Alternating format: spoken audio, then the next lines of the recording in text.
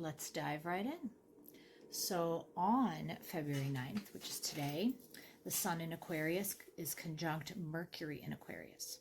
So anytime Mercury and the Sun come together, all of the mercurial elements just get illuminated and amplified.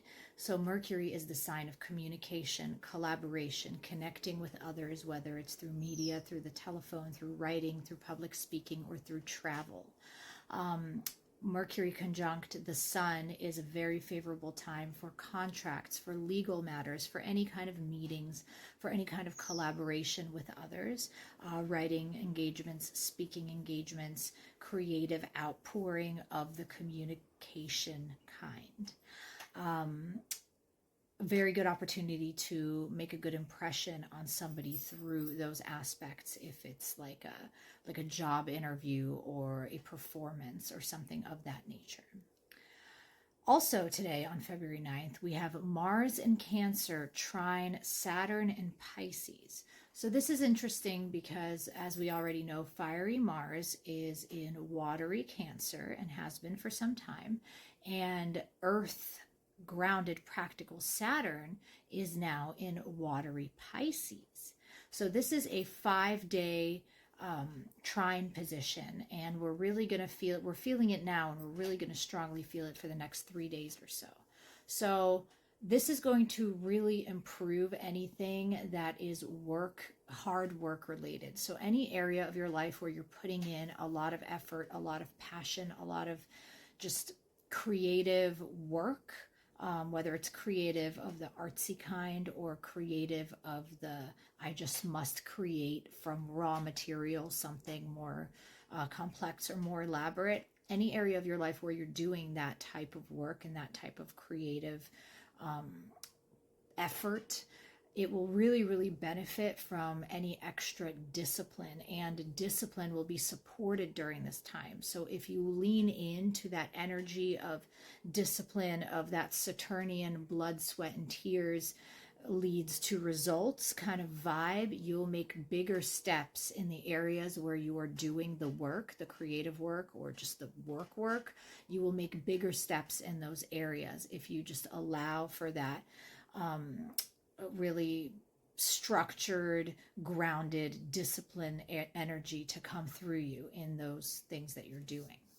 And then tomorrow on February 10th, we have Mercury in Aquarius making a square to Uranus in Taurus. So anytime Uranus comes in, that's an overhaul. Something is going to be turned over, and a new face of it will be seen. So anything there might be sudden changes in anything having to do with any communication projects, collaboration projects that you're involved in. There might be some interruptions. There might be some unexpected communications and collaborations, or somebody new that you're communicating or co-creating with might come into your life, and that person might bring in really fresh, cutting-edge ideas that you hadn't thought of before. So it's going to be a shakeup, but it's not necessarily a bad shakeup, and it's going to be in the areas of communication, collaboration, co-creation. On February 11th, we have that same Uranus and Taurus squaring the Sun in Aquarius. So on the good side of things, it'll be, again, that Uranian catalyst for change. Something new will happen in any area, really, because it's the Sun in Aquarius. That's where we are right now as a collective. New opportunities, fresh new pathways might open up for humanity as a whole, and we might even get some insight into how things will be playing out for us in the near future in an area where we didn't have that insight previously. Now, on the more difficult side, there could be some chaos associated with, because of that Uranian overhaul energy.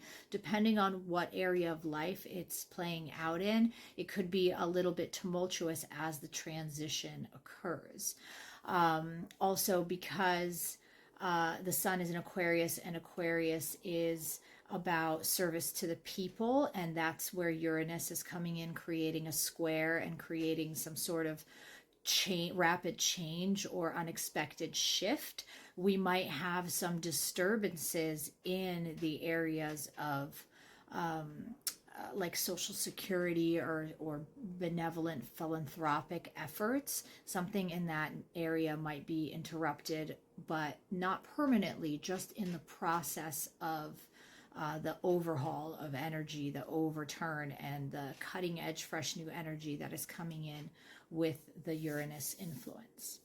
So on the 12th, as I spoke about in a video a few days ago, we're going to have the full moon in Leo that is opposed by Mercury and squared by Uranus.